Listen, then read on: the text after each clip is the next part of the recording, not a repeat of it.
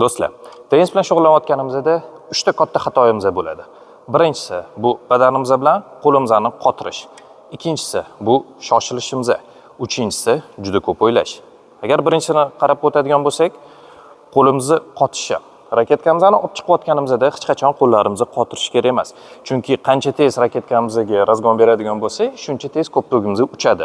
Agar qo'limizga qotadigan bo'ladigan bo'lsa, biz ko'ptogimizni itarib yuboramiz va ertagingning jarohat olib kelish ehtimoli juda katta. O'shanga qo'llarimizni qotirmaymiz. Ikkinchisi shoshilish. Nima degani? Juda ko'pdan o'tib ketadi. Chunki shoshilish bo'ladi, tipirchilash bo'ladi. Kalta ko'ptoq bo'ladimi, uzoq ko'ptoq bo'ladimi, hech qachon shoshmaymiz.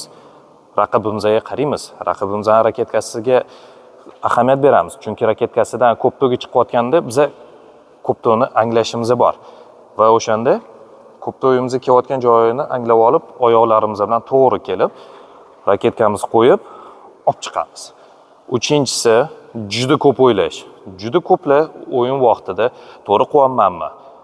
Shunaqa qilyapmanmi?